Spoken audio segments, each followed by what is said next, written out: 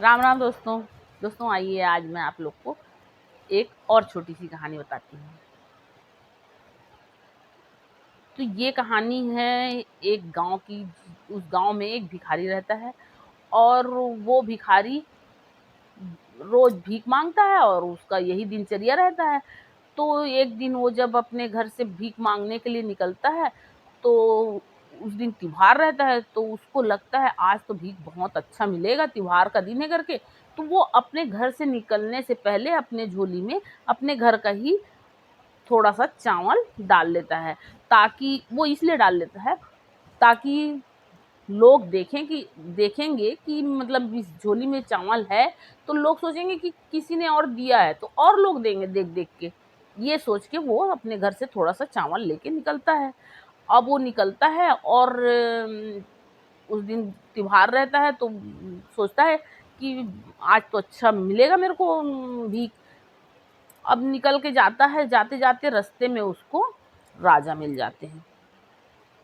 अब वो राजा जो है वो राजा को का रथ आते रहता है। राजा का रथ वो देख के और अति प्रसन्न होता है। सोचता है कि अरे आज तो मेरा भाग्य ही खुल गया, आज तो राजा मिल गए। और आज तक मैं राजा जब भी मैं राजा के दरबार में गया हूँ तो दरबारी जो हैं वो मुझे बाहर से ही भगा देते हैं और मैं राजा जी से मिल नहीं पाता और राजा जी से कुछ मांग नहीं पाता। राजा जी आज तक मुझे कुछ दिए नहीं है। ऐसा अभी वो सोचते ही रहता है, तब तक रथ जो है वो उसी की तरफ आने लगता है। वो बहुत खुश होता है कि आज तो राजा मेरे पास ही आ गए, मेरे सामने में राजा खड़े। उतने में रथ जो है वो उसके सामने आके खड़ा होता है और राजा रथ से उतरते हैं और उसके सामने जाकर खड़े हो जाते हैं। और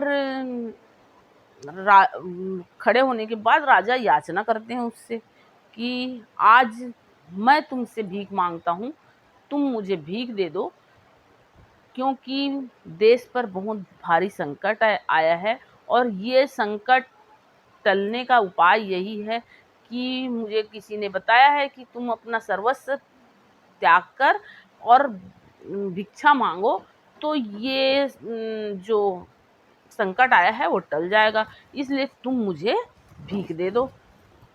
ऐसा राजा के कहने पर वो भिखारी को लगता है भाई मैं तो खुद भीख मांगने निकला हूँ। और वो मतलब मांगने वाला इंसान हमेशा मांगा ही है, कभी अपना हाथ उठा के किसी को दिया नहीं है। उसको तो सोचना ही पड़ेगा। वो बहुत सोचता है कि आज तक मैं भीख मांगता रहा हूँ, मैं खुद घर से भीख मांगने के लिए निकला हूँ और राजा साहब मैं तो बहुत खुश हुआ था कि राजा साहब मुझे भीख में कुछ अच्छा दे देंगे और ये तो राजा साहब ही मेरे से भीख मांग रहे हैं। ऐसा सोचते हुए अब वो राजा के बार बार कहने पर भिखारी जो है वो एक दाना अपने झोली से निकालता है चावल का, जो अपने घर से लिया रहता है उसी चावल का एक दाना निकाल के और राजा को दे देता है। राजा खुश हो जाते हैं और राजा खुश होकर फिर रथ में बैठते हैं और राजमहल की तरफ चले जाते हैं।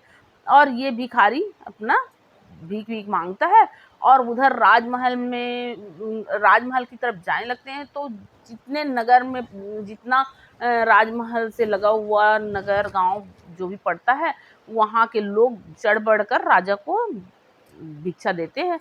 और जब राजा राज दरबार में पहुंच जाता है और वो जो उनको बताया गया रहता है कि भाई आपको भिक्षा मांगनी पड़ेगी, तो वो कर्तव्य भी उन्होंने पूरा कर दिया। और इधर भिखारी जो है वो दिन भर अपना भीख भीख मांगता है और शाम को जब अपने घर जाता है तो उसकी पत्नी जो है वो अपनी पत्नी को झोली देता है अपना। उसकी पत्नी जब वो झोली से चावल को बर्तन में डालती है तो उस चावल में एक दाना सोने का निकल जाता है। तो उस सोने के दाना को देख के उसकी पत्नी हैरान हो जाती है और पूछती है कि इतने चावल में एक दाना जो है वो एक चावल का दाना सोने का कैसे हो गया। अब उसकी पत्नी के पूछने पर वो भिखारी जो है वो फूट फूट के रोने लगता है। तो उसकी पत्नी बोलती है कि आखिर मेरे पूछने पर आप रो क्यों रहे हो। तब फिर वो भिखारी बताता है कि आज ऐसा-ऐसा हुआ, अपनी पूरी कहानी बताता है और मैं अपनी झोली से एक दाना ही राजा को दिया था अब मैं एक दाना दिया इसलिए ये एक दाना जो है वो सोने का हो गया। तो हमारा इस कहानी का तात्पर्य ये है कि हम जो भी दान करते हैं वो हमको हमारे लिए सोना बन के हमको मिलता है। हमारे लिए एक मतलब हम अगर 1 रुपया दान करते हैं तो उस दान का अगर हम उस दान को बिना स्वार्थ के करते हैं तो उस दान का 100 गुना फल 100 गुना बढ़ के हमको फल मिलता है। इसलिए दान पुण्य करना चाहिए।